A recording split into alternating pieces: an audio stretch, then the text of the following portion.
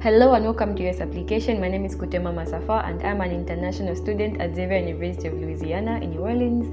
So this is our SAT crash course and today we're looking at reading strategy. So I do want to say just right off the bat that the time for the reading section is really not enough. It's really a race against time and it's mostly about strategy and it's not about knowledge. That's what makes it different from the writing and the math sections, and that's also why most people have problems in the reading section. So we're just going to break it down and see what you need to do for you to outsmart the reading section. So I was definitely one of those people that found the reading section to be very hard and challenging the first time I wrote it. I remember it was my lowest section and it basically just like dragged my whole score down with it. But the last time I wrote the SAT, it was actually my highest section, and I realized that there was just a change in mindset that I had to make in terms of how I think of the section as a whole and the passage and the questions. So I'll be sharing that generally with you today, and I hope it helps you boost your score as well. So what I found to be the most important thing that I had to realize is that you need to spend more time on the questions and not on the passage.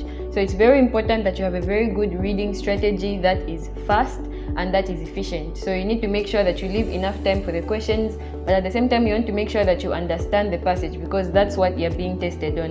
And I feel like this is what differentiates SAT reading from maybe a normal comprehension test. The SAT reading section requires you to go a step further and really analyze the passage in terms of the types of questions that are there. So you really need to make sure that you understand the passage in as much as you are trying to be fast. So there are a lot of strategies. I've heard of so many, but I'll be sharing 4 with you today.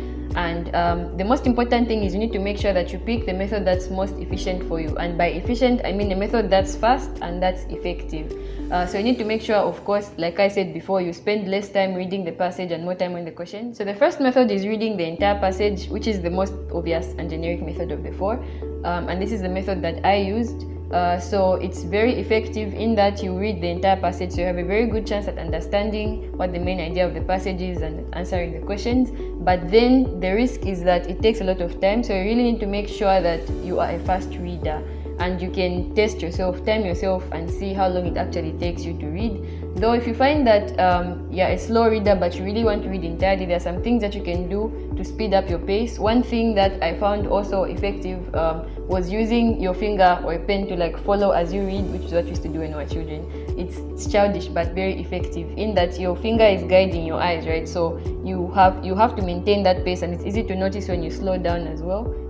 And then the second method is reading selectively. So this is where only key parts of the passage are read, and the 2 most important key parts are the introduction and the conclusion. And this is because even as you are writing a passage, you wouldn't just start out of nowhere, right? You would tell your readers what the passage is going to be about in the introduction. So the introduction tells you what the passage is about, and then the conclusion is supposed to be a summary of the entire passage. So it basically sums up the main idea, and you can actually get the main idea just by reading the conclusion, and this will help you on main idea questions.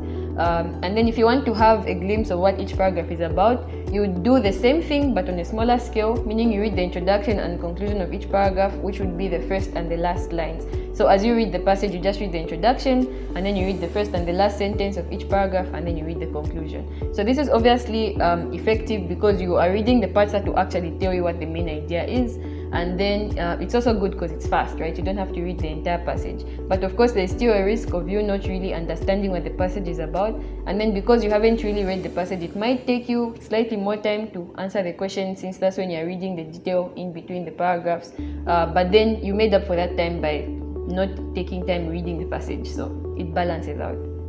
And then the third method is skimming, which is a very common method. And the way I would describe it is, if you are looking for one word in a newspaper, say you're looking for your name in a newspaper, you wouldn't read the whole thing, but you would just be like scanning through and then checking for maybe a word that starts with the letter that your name starts with. So the point is that you're not reading everything, but you're just like getting an idea. It would be like maybe you read, maybe some parts are read, like you read a sentence that seems important, some parts are skipped entirely. So I believe skimming is a skill, and if you're able to understand pieces of writing just by a small part, then skimming is for you. It's very good because it's fast. Of course, it's arguably the fastest method of the 4, and then it saves you more time for the questions. But the disadvantage would be similar to the one for reading selectively. Maybe you might not really understand the passage and it might take you more time to go through the questions, but then it still balances out.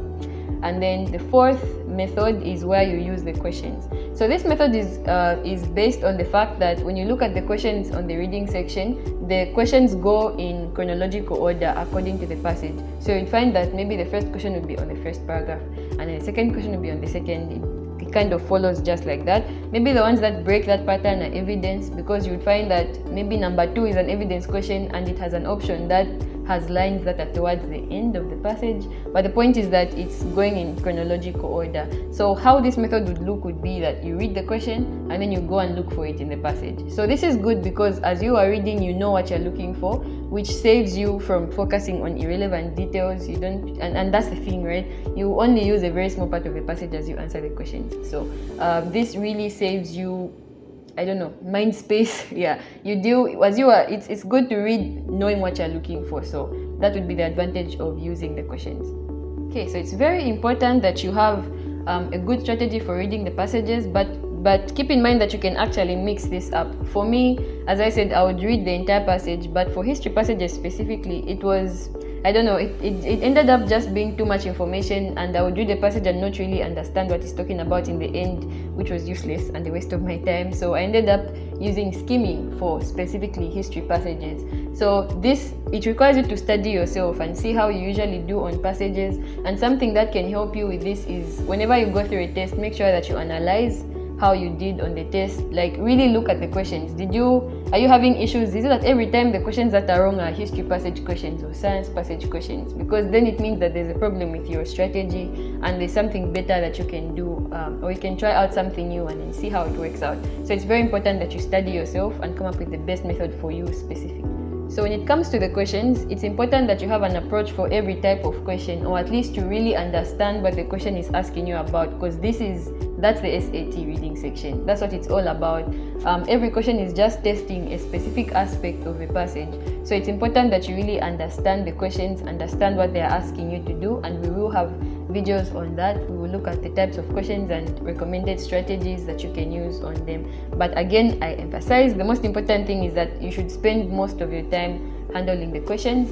And again, it's important that you use your answer sheets of every test that you take as a sort of analysis. So even in terms of the types of questions, if you notice that you always get inference questions wrong, it's important that you focus your energy on inference questions. In that way, you're actually focusing on the mistakes that you made and becoming better and better, as opposed to just doing tests and then expecting to do better the next time when you haven't fixed the mistakes that you made.